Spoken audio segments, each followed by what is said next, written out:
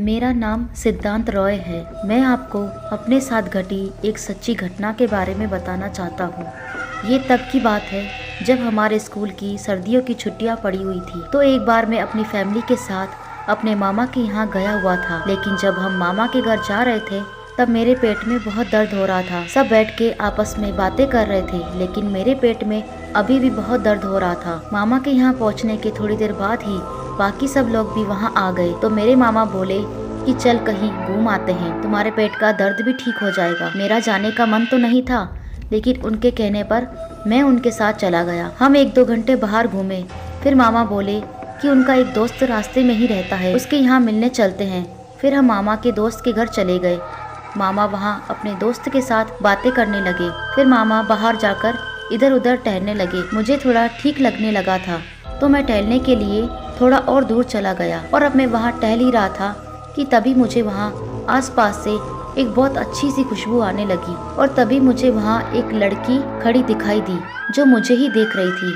फिर वो मेरे पास आई और मुझसे बातें करने लगी। उसने अपना नाम फातिमा बताया। हमने थोड़ी देर बातें की। फिर वो हंस के बोली कि अच्छा, अब मैं जा रही हूँ, आपसे मिलकर अच्छा लगा।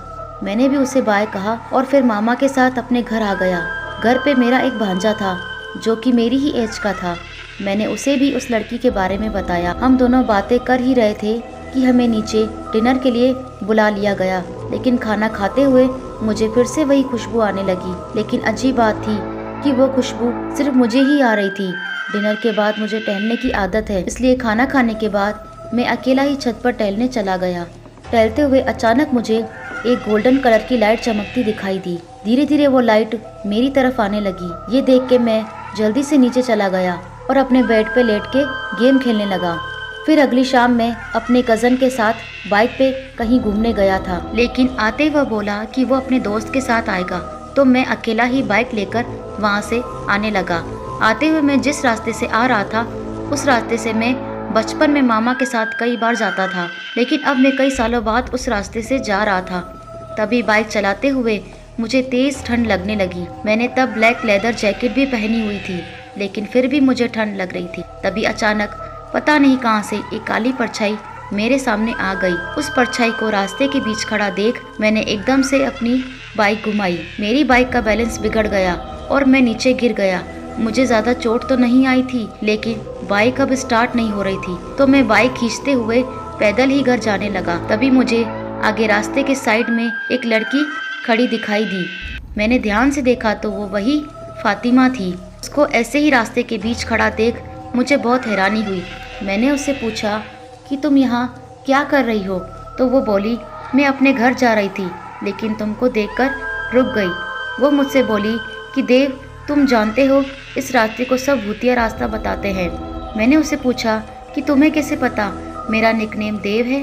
वो बोली कि बस मुझे पता चल गया।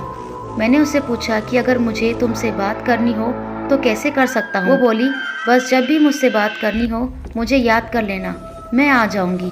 मुझे लगा वो मुझसे मजाक कर रही है। मैंने ज़्यादा ध्यान नहीं दिया और अपने घर आ गया। ऐसे ही कुछ दिन बीत गए। फिर एक दिन मैं ऐसे ही टहलते हुए फातिमा के बारे में सोच रहा था। तभी मैंने देखा कि वो ठीक मेरे पीछे ही खड़ी है। उसने मुझसे कहा कि तुमने मुझे बुलाया क्यों नहीं? तुम कैसे हो?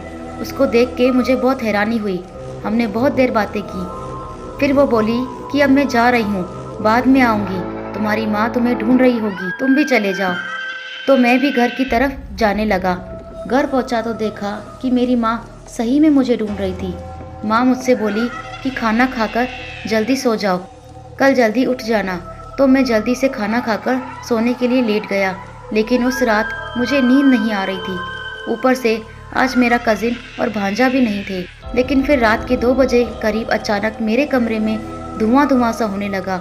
मैंने आँख खोली तो देखा कि फातिमा मेरे कमरे के दरवाजे पर खड़ी थी। उसको देख के मैंने हैरानी से उससे पूछा कि तुम यहाँ कैसे आई? वो बोली मैं पीछे वाले दरवाजे से आई हूँ। मैंने कहा ऐसा कैसे हो सकता है? तुम मुझे सच बताओ कि तुम कौन हो?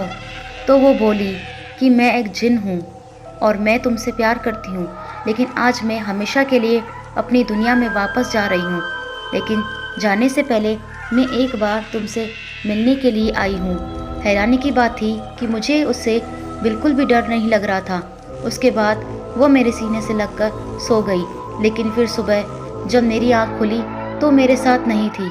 मैंने उसको हर जगह ढूंढा, लेकिन वो मुझे कहीं नहीं मिली।